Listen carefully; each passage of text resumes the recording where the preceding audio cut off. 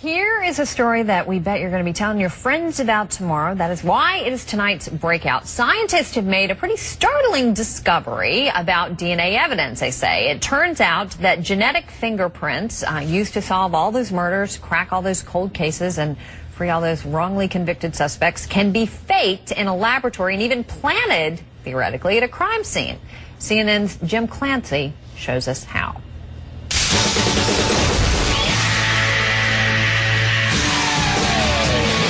The fast-paced crime series CSI weaves its fictional television tales with recurring scenes depicting DNA science.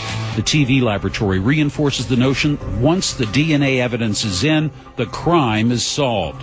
But what would Horatio Caine say if we told him his DNA evidence was forged, his suspect framed? I say, bring it on. It's scary. It is absolutely scary because standard procedures for identification of DNA cannot differentiate between DNA which is natural, in vivo DNA, what we call, or artificial DNA which was manufactured in a lab. Elan Ganor's Israeli firm Nucleics Limited published a paper in a respected journal showing how laboratory-manufactured DNA was indistinguishable from real DNA. The possibilities are scary. Could DNA be manufactured in a lab and then spread around a crime scene? By developing a test that does distinguish between the two, the company stands to make millions. But some scientists are skeptical a clear and present danger exists. It could be scary someday because there's certainly the ability to make synthetic DNA and to spoof such things is certainly technically feasible. It's just not clear whether it is the sort of thing that a criminal would think to do or want to do. Questioning the motives for releasing such news and possible turmoil in the criminal justice system, some forensic experts decline to comment on this story for CNN. But Nucleics and its scientists insist it isn't about money, it's about a loophole that scientists never closed and never wanted to admit. The good part of this news is that this loophole can be easily and quickly closed and maintain the gold standard of DNA fingerprinting, which is far better than the traditional fingerprinting or other ways of human identification.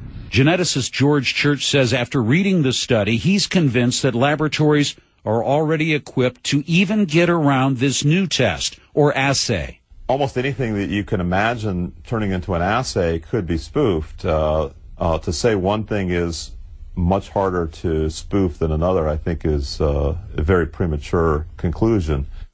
It is not premature to tell you it's easier than ever for someone to get a tiny sample of your DNA, reproducing vials of it in a laboratory. There's no case of laboratory DNA being used to frame a suspect, but Professor Church of Harvard says this story, this news, inevitably does bring us closer to that first case. Jim Clancy, CNN Atlanta.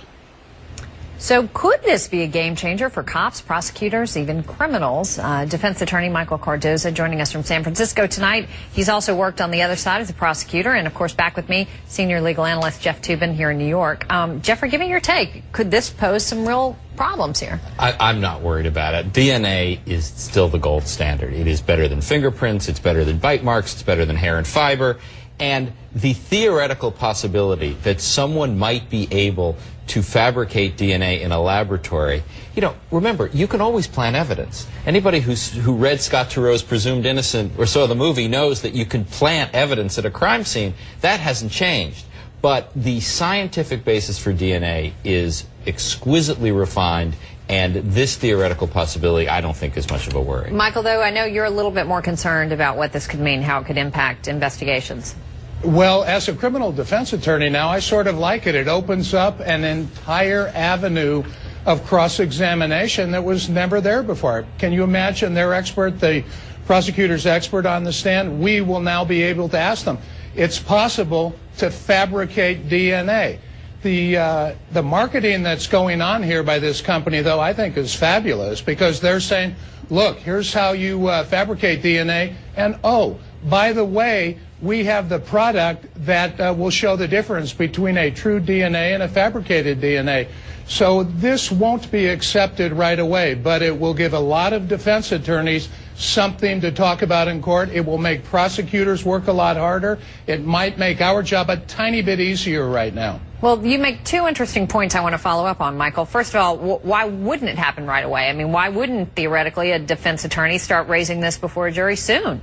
Oh, you will start racing it, but the question then will be, can the prosecution bring the test in that shows that it's fabricated DNA? Because there's something, and I'm sure Jeff's familiar with it, the Kelly-Frye test, and that's, will that test be accepted in the scientific community? So it's going to open up all sorts of legal issues. I guarantee you some defense attorney listening tonight that has a DNA case going on right now will probably be pulling this article offline tonight and be asking the prosecutor's DNA expert about this, and it may, with some jurors, raise a reasonable doubt. Well, let me follow up, or have you, Jeff, follow up on Michael's other point that this, you may want to question the motives, perhaps, of this company and their marketing plan.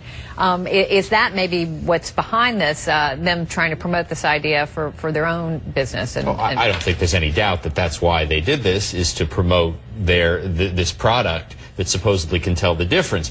That doesn't make them wrong. It just explains their motives. But I think we need to keep in mind that in the history of forensics and DNA, there has never been a case where this has even been suggested as a possibility that manufactured DNA was substituted for real DNA.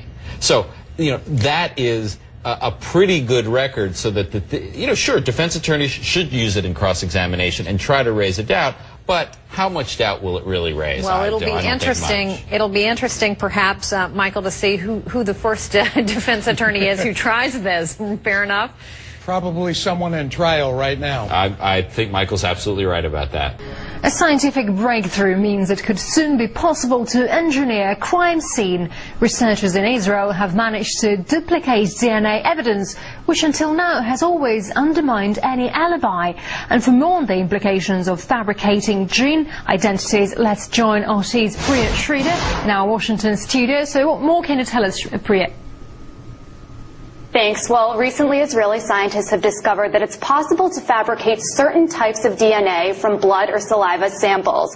Now, according to their findings, they would be able to make a DNA sample exactly match a profile from a database without ever having access to human tissue. So what bigger implications could this have? What does this mean for our privacy? Now, DNA has always been a cornerstone in the criminal justice system. So now law enforcement officials have to think twice before using DNA evidence in a trial. Well, joining me to discuss this is Gail Jabbett. She's the public policy director at Johns Hopkins University. Gail, thanks so much for joining me. First of all, can you tell me a little bit about how exactly this works? How could these scientists fabricate that DNA? Well, they were able, using laboratory techniques, to take DNA, as you said, without access to a tissue sample and make it look like DNA from you or I.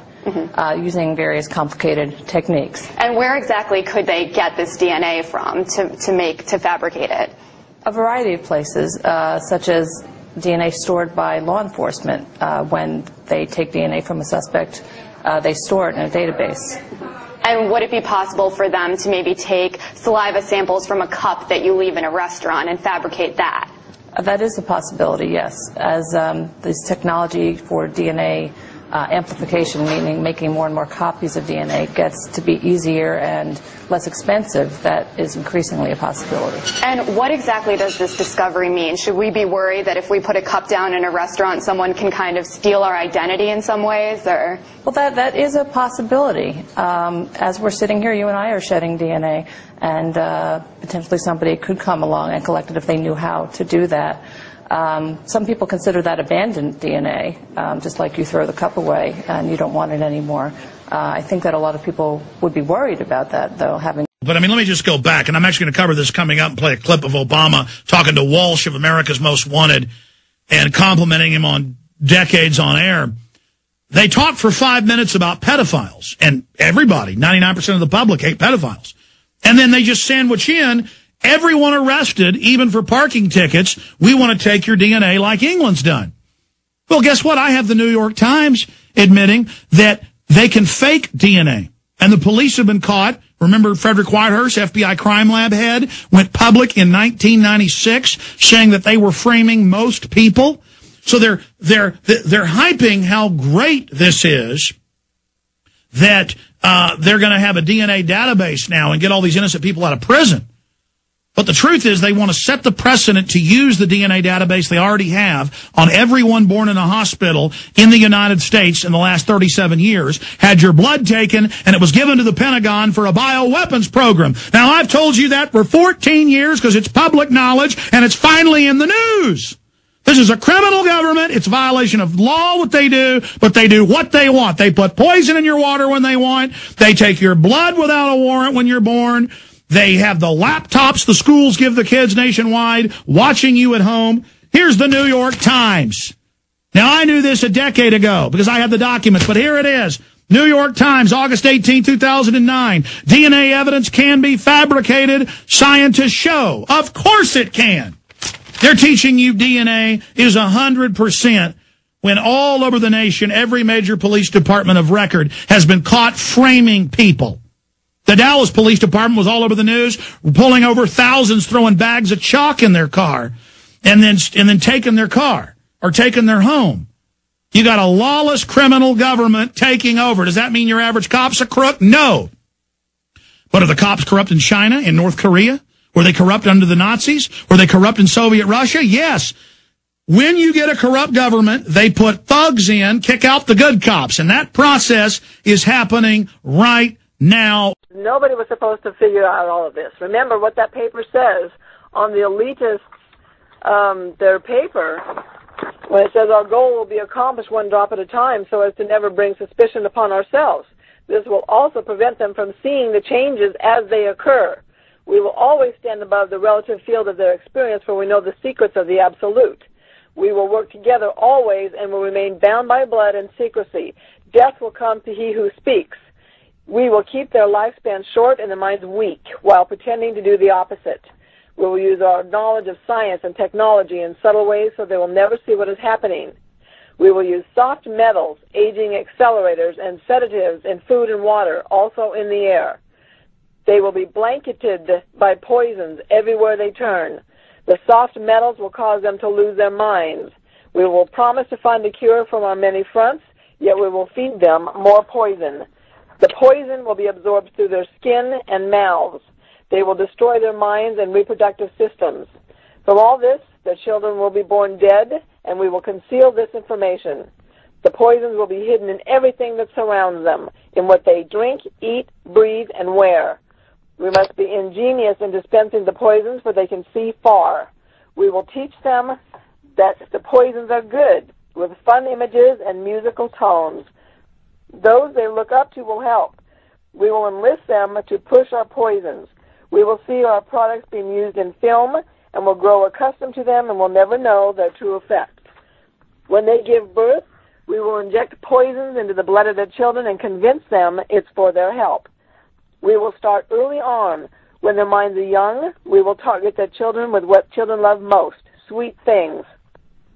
When their teeth decay, we will fill them with metals that will kill their mind and steal their future. When their ability to learn has been affected, we will create medicine that will make them sicker and cause other diseases for which we will create yet more medicine. We will render them docile and weak before us by our power. They will grow depressed, slow, and obese. When they come to us for help, we'll give them more poison. We will focus their attention toward money and material goods so they may never connect with their inner self. We will distract them with fornication, external pleasures, and games so they may never be one with their oneness of it all. That sounds like Rumsfeld with the swine flu. That sounds like Rumsfeld with the swine flu. Uh-huh. Their minds will belong to us, and they will do as we say. If they refuse, we shall find ways to implement mind-altering technology into their lives. We will use fear as our weapon. We will establish their government. Fuck you! Yeah, that's my message to you. Fuck you and kiss my ass. That sounds like Rumsfeld with the swine flu. We will establish their government, their government, their government.